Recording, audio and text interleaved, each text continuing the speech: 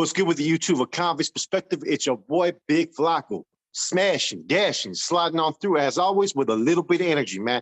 Let's get straight to it, man. We got an interesting article, man, about the next inmate member that was recently slain out there, going back to his old stomping grounds out there in Southern California, was able to wiggle for about 26 years. Finally being out there in Southern California, man, things caught up to him, man. I'm going to let Rojo get straight to the article, and we'll give a convict perspective of it. Los Angeles Times, man, and this is just from what, yesterday. And this is, the title is, he dodged Mexican Mafia death sentence for 26 years, then his luck ran out. It took 26 years for death to catch up with Donald Ramon Ortiz. A former member of the Mexican Mafia, Ortiz was cast out of the criminal organization in the mid-1990s after angering other members. Ortiz, they decided, should be killed. For the next quarter century, as he cycled through county jails, state prisons, and only brief stints on the streets, he wore a target on his back. Ortiz knew he was a marked man. Authorities knew it as well. Whenever they discovered a plot to kill Ortiz or he was attacked in prison, they'd offer to protect him. His answer was always the same: I can take care of myself. Then, last month, a man walked up to Ortiz and fired a bullet into his head, leaving him to die in the street in Chino. He was 59 years old. Ortiz's rise and fall in the Mexican Mafia tells a larger story about a syndicate that, through a mix of ruthlessness and business savvy, came to dominate California's prison and many of its street gangs. The killing of Ortiz illustrates how slights and betrayals within its ranks, some perceived, others real, have driven many decisions made over the Mexican Mafia's treacherous history. With most of its members in prison for life and having nothing but time to nurse old grudges, decisions reverberate through the decades, shadowing those, just like Ortiz, who perhaps thought they could live beyond the organization's reach or outlast its memory. Ortiz, who was known on the streets as Little Man, was 13 years old when he joined a local gang, the Whittier Barrio Locos, according to criminal records. His life as a criminal began even earlier. At age 11, a probation report says, Ortiz and two companions whooped someone with the belt and ordered him to take them to his apartment, where they robbed him of an 8-track tape deck. Ortiz was arrested and declared a ward of the court. The robbery was the first in a string of crimes Ortiz would commit as a juvenile, the probation report shows. He was caught inside a stolen Volkswagen inhaling solvent fumes to get high when he was 12. The following year, he and another boy robbed a woman of her purse at knife point. 8 months later, he and his friends refused to leave a jack-in-the-box and brawled with the police officers who were called to the restaurant for the disturbance. At 19, Ortiz was convicted of manslaughter and served 4 years of a 7-year sentence. Following that stint behind bars, police found him carrying a gun, and he was sent to the Los Angeles County Men's Central Jail in 1986. It was there that Ortiz was given a job that would fast-track his rise to the Mexican Mafia and lay the groundwork for his downfall. Danny Kojak Diavia was a Mexican Mafia member from Northeast Los Angeles, but he had fallen out of the favor of the organization and narrowly survived a stabbing in prison a few years prior. When Diavia was booked into the jail, two Mexican Mafia members ordered Ortiz to kill him, according to a former member who spoke to the Times on condition of anonymity. They handed Ortiz a kitchen knife stolen from the jail staff's dining room. Diavia was stabbed to death, and Ortiz reported back to the men who had given him the order he carried out, the former member said. He was 23. For this killing, Ortiz was welcomed into the Mexican Mafia, the former member said. Authorities confirmed he joined the group a few years later in 1989 while he was locked up in Pelican Bay State Prison, then a newly built maximum security facility about a dozen miles south of the Oregon border, according to records reviewed by the Times. The Mexican Mafia was born in the California state prison system in the late 1950s. Latino gang members from Southern California banded together for protection against inmates of other races and Latino gangs from Northern California. They came to control the drug trade and other illicit business inside a prison. ordering attacks on inmates as well as prison staff who may or may not have crossed them. Over time, the Mexican Mafia leveraged its grip on the penal system into control over Latino street gangs in Southern California and the state's Central Valley. The gangs must pay taxes, either a monthly flat fee or a percentage of their take from drug sales, robberies, and other crimes. Those who refuse to pay are marked for assault or murder. Authorities estimate there are only about 140 official-made members of the Mexican Mafia. They rely more on a network of associates inside and outside of prison to collect taxes from gangs and drug dealers, relay messages, and carry out beatings, stabbings, and shootings. In 1995, a dozen Mexican Mafia members gathered in a motel room in the San Gabriel Valley to talk business. Among the issues they discussed was Ortiz. One of the men in the room was an informant working for a team of FBI agents and LA County Sheriff's detectives who had rigged the room with hidden cameras. They listened and watched as the men accused Ortiz of disrespecting the Mexican Mafia and decided that he should die for the transgression, according to evidence presented at a racketeering trial a few years later.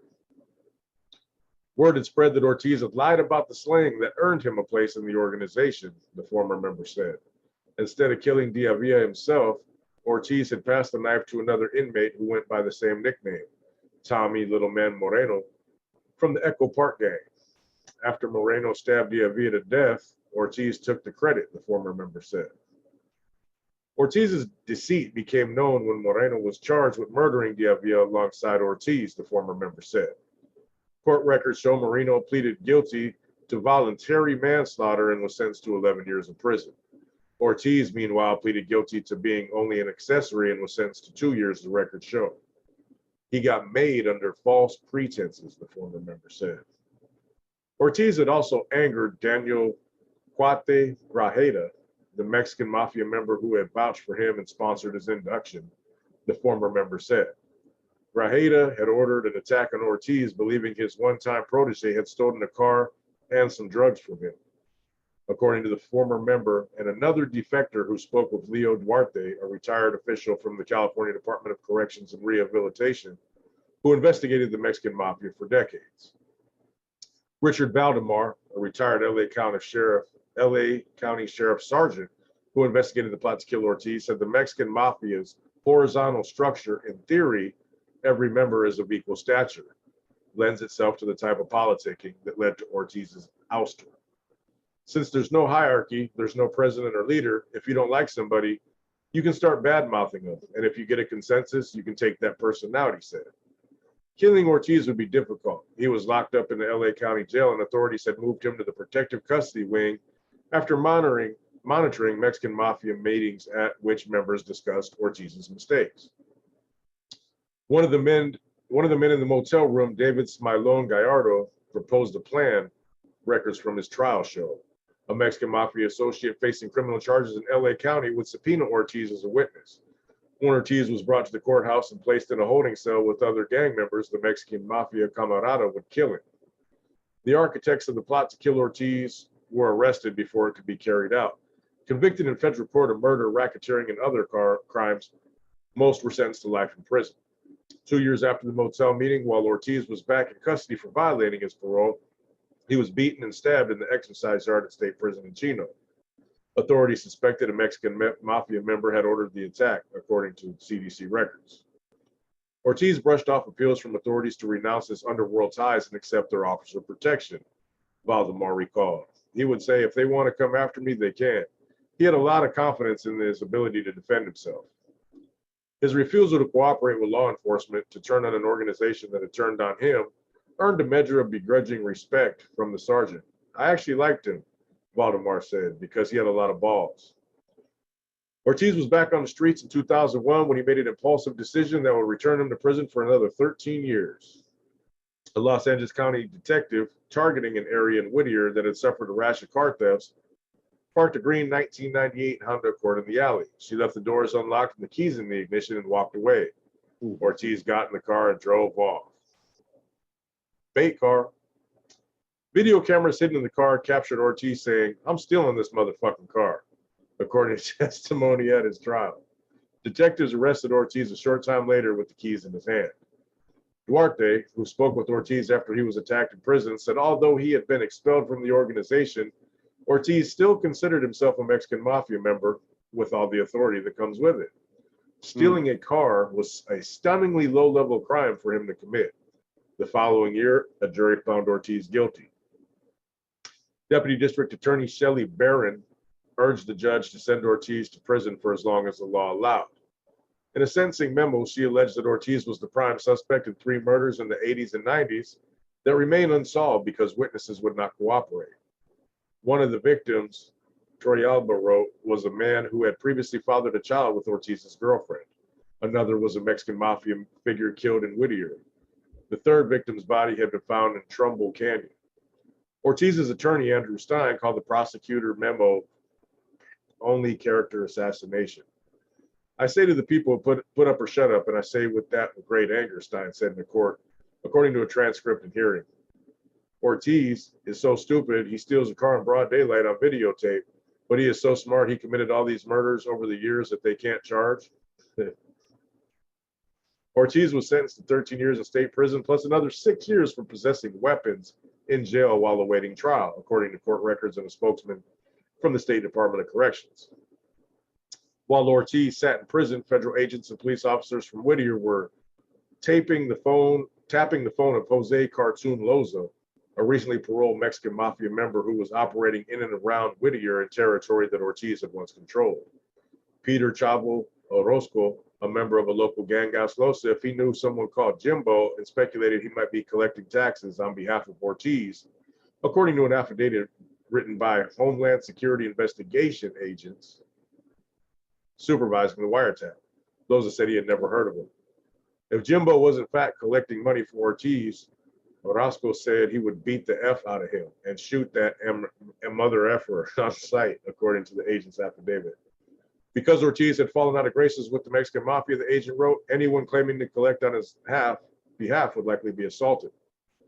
When Ortiz was released from prison at 19, he was rumored to have been trying to operate in Chino, a city of about 90,000 people on the western edge of San Bernardino County, according to a law enforcement official who wasn't authorized to discuss the matter and requested anonymity. In October of 19, Ortiz and 2 other men were arrested in Chino and charged with robbing a man of a pistol, court records show. Ortiz pleaded guilty to grand theft and was sentenced to 1 year and 4 months in county. 6 months later, he was arrested again for being drunk in public on Philadelphia Street. On November 19th, police were called to that block at 4:31 p.m. Ortiz was dead by the time they got there. His body lay dead in the street, just the 3rd person killed in Chino. A witness told police that a man with a thin build, about 5'9" and wearing a blue suit jacket, exchanged a few words with Ortiz before shooting him once in the head with a handgun. The suspect was last seen walking south through an apartment complex. After the shooting, police knocked down an elementary school and set up a perimeter, but the shooter eluded the dragnet. He remains at large and should be considered armed and dangerous. It is often difficult for former members of the Mexican Mafia to accept that they have lost that authority and must just live as John Doe citizens, says Ramon Mundo Mendoza, who defected from the organization in 1970. This is their identity. This is their status. This makes them somebody. But if you're in denial because you don't want to surrender your identity, your status, you're committing suicide, Mendoza said. When you're deemed no good by the Mexican Mafia, there's no rehabilitation. There's no coming back from that. Interesting article. Mundo didn't defect to like 78, I believe, though, or 79, around that time frame, 77.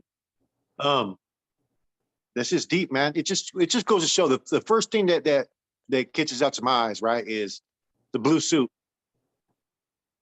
You know what I mean? That's not your typical, outfit that you're going to wear to go do a hit. You know what I mean? And as far as exchanging words too, I mean, this could have been a whole personal dispute. We don't even know yet. I mean, this wasn't necessarily, a hit, by those fellas from down south. It could be though. The man was able to wiggle. The man was able to wiggle for 26 years out there, man. But there's one thing that sticks out to me too, though, Matt, is his continuous criminal activities, his continuous actions that he was functioning like he was still an MA member. You know what I mean? I don't know if he thought he could infiltrate out there in the streets. There was no other MAID members out there doing their things. I don't know, man. I think it's an interesting story though. I mean, dude got smacked. I mean, we don't, the whole outfit, either that was a clever plan or it was a personal dispute, bro. One or the other. You know what I mean? The thing is, man, a lot of people need to realize this when you're, in prison or on your way to prison or living that gang lifestyle on the streets, is it doesn't take much to go from being all good in the hood or all good in the pen to no longer being all good. There's a lot of reasons. You don't even really necessarily have to mess up. Somebody might just not like you. Something beyond your control can happen. A cell phone can get took. You know what I mean?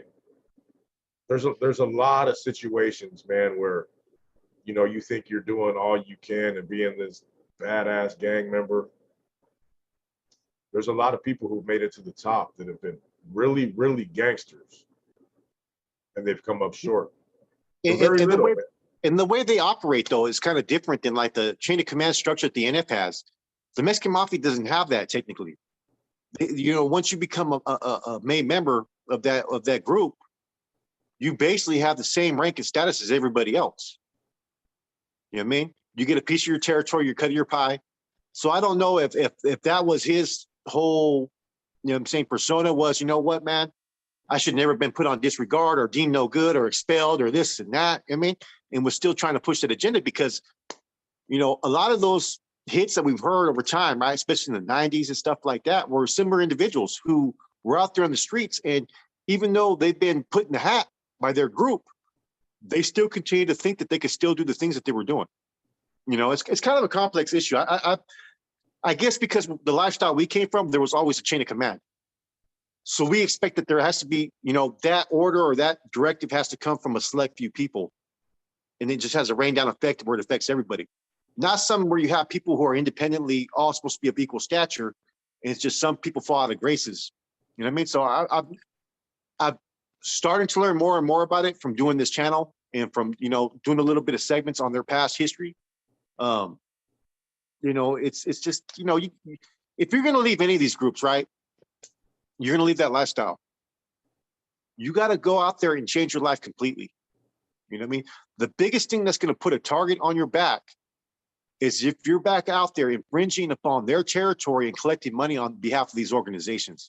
That's what got this dude hit. If the organization hit him, it's because he was getting money in an area that was not his territory, and he was misrepresenting what he claimed he still was. Yeah. That's what got him whacked. If he would have just went somewhere, minded it his own, stay off the mix, create a YouTube channel, he'd probably be all right. You know what I'm saying? Yeah. Stay in that lane. I thought he was a gangster, still in the same area, It's like, still trying to do the same thing. I mean, we could all be guilty of that in our past, but this is just, you can only wiggle for so long if you're going to live out there in the same community, same areas, because this isn't the first one that's happening in the LA area. There's been a couple other ones. You know what I'm saying? And so that's the thing is if you're out there and you're doing what you're doing, the streets talk, they recognize everything that's going on. You know what I mean? There's nowhere to hide, bro. You do something and you've been deemed, especially by one of the big three, you can't use the same life. You can't do the same. You can't keep committing crimes, bro, in your own area where you're from, bro. It's just on behalf of that group, though. I can't believe he lasted that long. Hey, that's like me going out to San Juan Peters and shit saying, bro, hey, I'm here collecting taxes on behalf of the NF, bro. Yeah, let's just fly out to Salinas. Let's just go out to Salinas, bro, and just post up, bro, right there, man. Well, we're here to attend the regiment meeting, bro. Don't trip. I got my own directives. Come on, man. Some people don't have those opportunities, though, bro. Some people haven't made a life for themselves because even when they walk, this is the important thing for all those out there. Whether, you're still active, and what I mean by active is you're not looked at on bad terms by the people. You don't have to be as far as function or nothing like that, right? Active, inactive, or whatnot. If you're going to decide to change your life and that gang lifestyle is not for you, and you're not going to go full throttle, you pro-active, you pro-inactive, whatever it is, it's up to you to set the groundwork to change your life and get away from that stuff. Some people, just because they're no longer in that limelight, They no longer have that status. They no longer have that ranking. They have a hard time giving up what they've had because it's all they've ever had. They can't go through the process of changing themselves. Therefore, you have people that go back in their own communities. You have some of these dudes, man, like they were ex-fucking members. They're out there in homeless encampments nowadays, believe it or not. You know what I'm saying? Because they've done nothing to change their ways. And so that's the key part. You can't hold on to what you used to have or what you used to be. You got to change what your future is going to be and become something better than what you were. Otherwise, these are the results you're going to see. You went from being, having whatever you were doing within this group to now you're stealing cars, bait cars. You know what I mean? You're getting found drunk in public. You know what I'm saying? And I think, that's a lot of that has to do with the ego, man. You know what I'm saying? So like for those people out there that want to change their life, and this goes out to anybody, active, inactive, North Daniel, Sureño, Bulldog, Crip, Blood, I don't care what you are, Wood, anything. If you want to change your life for the better, you have to do it yourself. You know what I'm saying? And I don't encourage, like I said it before, I don't encourage people to debrief. I don't encourage people to go to SMY. I don't encourage nothing like that. I encourage you to come home and make changes for yourself. But I don't fault people for making their own personal choices, because us as men, that's the one thing that you deserve to do, is make choices that is in the best interest of you, because not everybody has your best interest at heart. But the streets are real. And you know what I mean? If you're out there and you're still in those mixes, you're still out there in the streets, the consequences could be your life. You know what I mean? That's the reality of it. Even for someone that maybe is not part of these groups. You may say this was just an argument. It was over a female and the dude whacked him. That could be the cause, but just because of what he was, people are going to sit there and title this as an MA hit. It may not even be an MA hit, believe it or not. There's no proof of that. You know what I'm saying? If you go out there in the streets, you act a certain way. You let the ego get in the way. You're at some bar. You're at the liquor store. You're at a McDonald's. That youngster that got them 30-round clips comes at you sideways. You think you're still about that action. Next thing you know, man, you're on the news. You know what I'm saying? You're getting smoked. That's why sometimes you got to sit there and look in yourself of what you want to do and what you want to do with yourself, man. And stories like this, for those that have functioned on the highest level down to the lowest level, it should be an example of what the streets are about, man. It'll catch up to you. Whether you're active, inactive, on the hit list, as good as they come, the streets will suck you up and spit you out. Either you're going to be up on death row, doing a life installment plan in the system, doing a life sentence in the feds or state, or you're going to get whacked, or you're going to turn into a dope fiend, or you're going to be living in a tent. These are all the type of situations that I've seen in the last 15, 20 years of people that I used to function with, used to run with on the streets, dudes I used to look up to. I mean, you never know what directions the streets will take you. And that's the reality of it, man. This dude got whacked. Let's be totally honest. Out of all the dudes, from our era, early 90s to, 2000 something, how many of them are left? What percent would you say? 5? Okay, Northerners, North Daniels, Insoles, Northerners, and C's all together. Insoles and NF. Insoles and NF, I would have to say maybe.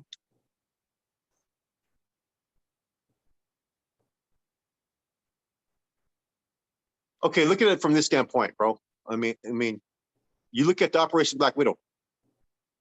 How many of those dudes remain solid afterwards? More, you know what I mean? Maybe with about 8 or 10 people after numerous indictments. You know what I'm saying? That are still good from then. Yeah. Okay, Operation Quiet Storm. You know what I mean? Just those 13 names. You know what I'm saying? There's already 4 people's names that are being thrown out that have already. You know what I'm saying? We're not going to discuss that yet, but there's some names that have been like flies, just so you know. They're dropping like flies already. Choo, choo. You know what I mean? Every day there's a new one. You know what I'm saying? I would have to say probably, man, think about the certain cities I've been around, bro. You know what I mean? I know what you're trying to do. You're trying to give it a little bit better number. Trying to give it final chico. Fucking, come on, man. I mean, I think maybe out of all, maybe there's about 5% to 10%. Yeah, I agree. And you know what's weird? Maybe insoldados, maybe a few more insoldados that are still active. You know what I'm saying? Yeah. Because the smart ones decided not to function. You know what I'm saying? What Mundo said, he's dead right on. People don't want to be a John Doe, man. You get in that lifestyle and you get the power, you have authority, you make some money, you're respected where you go. People don't want to give that up just because they fell off. And just like you said, Bro. the dope fiends, man. You know how many people I seen rolling around through the East Bay, San Francisco, that were on the B&L, right there in their neighborhood, all messed up off heroin or crank? All kinds. Like, what are you doing, bro? What are you doing? It doesn't make no sense. Easy pickings, bro. Easy pickings. That's the easy one, bro. You give them a bad batch. Oh yeah. You know, I mean, come on, use your noodle, bro. What are you doing in the hood trying to buy heroin from active dudes still when you know you're on the list? That's crazy to me. How often do they really get hit? Not that often, but do you want to risk it? You know, they're not coming at you to smack you with their hand, coming to smack you with something else. And it may not be them that observes it. It's going to be someone else that observes it. Yeah. I mean, the streets talk, bro. Oh, hey, there's Rojo's over here buying some heroin. You know what I'm saying? It's curtains, bro. Yeah. You gotta use your noodle, bud. Like, how do you, I don't understand. 26 years, they wiggled, and then bam. Maybe, like you said, though, we haven't heard nothing else about this so far. So, man, like you said, it could have been a random ass thing. He could have had beef with somebody. They could have just had beef right there in that instant. The dude wasn't playing. Yeah, you never know. But the thing is, today's lesson is any one of these groups, any organized group from California, any organized group from Texas, the Chicago boys, and many others, they have a long memory. They have a long ass reach. Once you make the list, you don't come off the list. So think about that before you really, really want to get involved, man. Know what you're doing. Be all you could be. That's that. I mean, I don't really know what else to say. It's an interesting article, man. Yeah. Shout out to Big Paul from LA Times for breaking this one. You know what I mean? He did a great job as well. We just felt like we had to put our 2 cents in on it from, you know, a perspective that we've been involved in. And I just couldn't imagine being that individual doing that same thing. I just don't see any situation I would be doing that personally. Yeah, most definitely. Anyway, it's your boy Rojo, Big Flacco. What's today? Today's Friday. Hope you have a good day. Tomorrow's Christmas. We appreciate you. Have a good one. We're not going to stop. We got material coming for you. I'll join you on the live for Christmas for a hot minute if you guys want to kick it. And make the best of your holidays, man. Cherish your family, your children, your parents, and all those close to you. Because every day is a different day, and you never know what it's going to bring. So bring it the best you can bring it. Much love, your boy Rojo, Big Flacco. We're out of here.